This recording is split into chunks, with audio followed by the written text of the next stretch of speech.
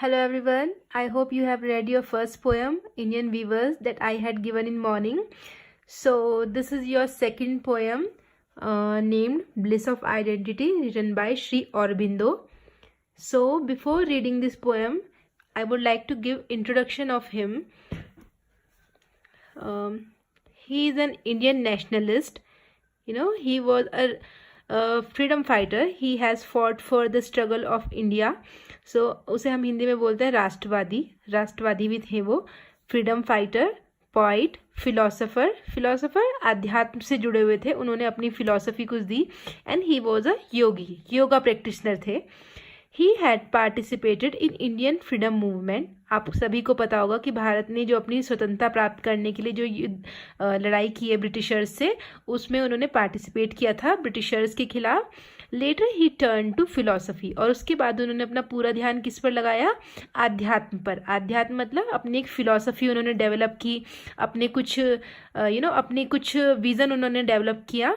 ठीक है, दृष्टिकोण अपना एक डेवलप किया उन्होंने लाइफ की तरफ, towards human progress and spiritual evolution.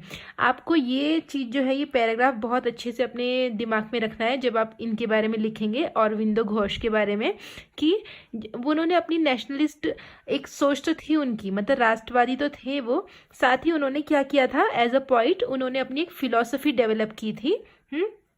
और उन्होंने अपना ही एक विज़न डेवलप किया था, अपना एक दृष्टिकोण डेवलप किया था. किसके लिए? ह्यूमन प्रोग्रेस के लिए, कि मानव का कैसे विकास हो सकता है. और स्पिरिचुअल इवोल्यूशन, स्पिरिचुअली वर्ड आपने सुना होगा, मतलब कि आप भगवान की भगवान के बारे में सोचें, भगवान का ध्यान करें. उस तरह से वो चाहते थे कि किस तरह से इंसान की प्रोग्रेस हो सकती है और कैसे वो भगवान की तरफ उसका रुख मोड़ा जा सकता है. तो ये 2 पॉइंट्स थे उनकी फिलॉसफी के और उनके विजन के. तो ये बहुत इंपॉर्टेंट है. जब आप लॉन्ग क्वेश्चन लिखेंगे तो आपको इसको इंट्रोडक्शन में डालना है. ठीक है. ही was a radical leader during Indian nationalist movement. ये आप याद रख सकते हैं, लिखेंगे तो लिख सकते हैं, otherwise it is just for your knowledge. ठीक है. थीम ऑफ ऑरोबिंदोज वर्क, कि उनकी मेजर थीम्स क्या थी, कि वो उनका जो भी काम होता था उसके बारे में वो क्या ज़्यादा फोकस करते थे. तो सबसे पहला पॉइंट जो फोकस करते थे वो था evolution of life into life divine.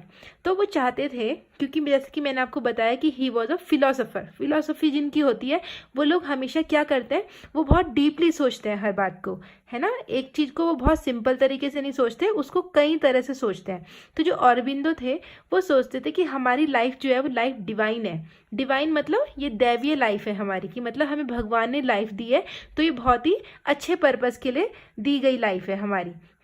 Man is a transitional being, transitional नश्वर, कि व्यक्ति जो है वो कभी भी क्या नहीं है? अमर नहीं है, वो उसको नष्ट होना ही है, मतलब नॉट फाइनल. उन्होंने ये वर्ड खुद ही कहे हैं अपने, कि जो इंसान है वो फाइनल नहीं है. मतलब ऐसा नहीं कि हमेशा वो जीवन में रहेगा ही, उसका जीवन कैसा है, एक समय पे आकर वो नष्ट हो जाएगा. ठीक है. अब यहाँ पे देखो, मैं आपको एक चीज़ बताती हूँ. जब आप लॉन्ग क्वेश्चन लिखेंगे या जब भी आप as a student of literature आप एक आंसर लिखते हैं, तो बहुत ही कैसा होना चाहिए? कैची होना चाहिए. मतलब एग्जामिनर को लगना चाहिए कि हाँ भाई आपने बहुत पढ़ाई की है. तो ये एक पोएम है श्री औरबिंदो की, सावित्री करके. उसमें उन्होंने लिखा है, उसका एक लाइन आप कोट कर सकते हैं स्टार्टिंग में ही, इंट्रोडक्शन में. My God is love and sweetly suffers all, है ना. कि भगवान के लिए वो लिखते हैं कि मेरे जो भगवान है वही मेरा प्रेम है, और वो सभी के लिए सफ़र करते हैं, सभी के लिए वो कष्ट भी सहते हैं. तो आप लोग एक चीज़ तो अपने माइंड में रखिए, जब भी आप औरोबिंदो को पढ़ेंगे आप हमेशा 2 पॉइंट याद रखना. एक तो क्या, उन्होंने नेशनलिस्ट मूवमेंट में तो भाग लिया, ठीक है, राष्ट्र के लिए उन्होंने काम किया, है ना, उन्होंने अपना कुछ उसमें सहयोग किया. लेकिन एज अ पॉइंट जब आप उनको देखते हैं तो उन्होंने अपनी एक फिलॉसफी डेवलप की, और उनकी फिलॉसफी पूरी की पूरी it was bent towards the way of God, है ना. उनकी जो पूरी की पूरी फिलॉसफी थी वो भगवान के रास्ते की ओर ही लेके जाती है. मतलब पूरा का पूरा वर्क जो है उनका वो कहाँ पर हमें सिग्निफाई करता है? भगवान की ओर. ठीक है. आप सब समझ लेना कि स्पिरिचुअल है उनकी पोएम्स जितनी भी हैं. स्पिरिचुअल, मैंने आपको बताया स्पिरिचुअल मतलब जो भगवान के करीब हमें लेके जाता है, या जिसमें हम भगवान का इन्वॉल्वमेंट मानते हैं. अब यहाँ पे आप देखिए कि जो आपकी ये पोएम है ब्लिस ऑफ आइडेंटिटी, इसके बारे में आप 2 बातें बहुत अच्छे से ध्यान रखना.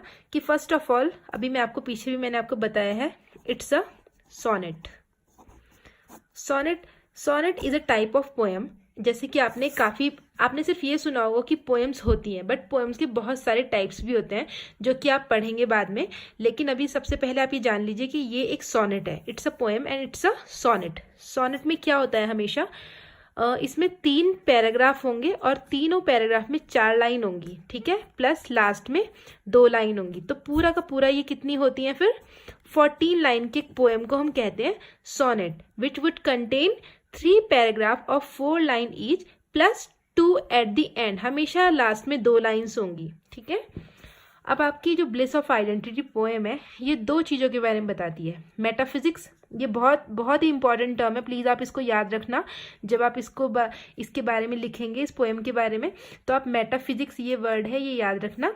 और स्पिरिचुअल थॉट्स, ठीक है। ये जो पूरी पोएम है मेटाफिजिक्स के अराउंड घूमती है। मेटा मतलब ये जो पूरा वर्ड है ये 2 पार्ट से बना है। मेटा मतलब बियॉन्ड, बियॉन्ड मतलब के पार।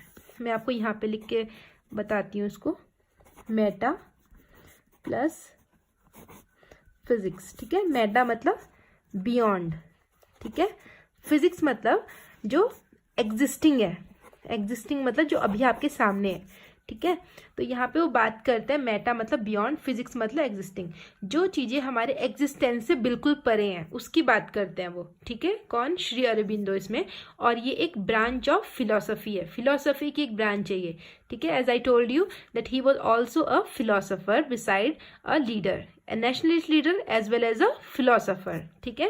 स्पिरिचुअल थॉट्स, पूरी जो पोएम आप पाएंगे उसमें उन्होंने स्पिरिचुअल थॉट्स अपने दिए हैं, पूरा का पूरा स्पिरिचुअल थॉट्स। मैंने आपको बताया भगवान के जो थॉट्स होते हैं, भगवान को जो सिग्निफाई करते हैं, भगवान के ही बारे में होते हैं, या फिर हमारे जो मानव का जीवन है उससे वो किस तरह से अपने आप को भगवान से जोड़ते हैं, इस बारे में वो पूरा बताते हैं यहाँ पर। तो ये अभी किसके बारे में, श्री औरबिंदो के बारे में।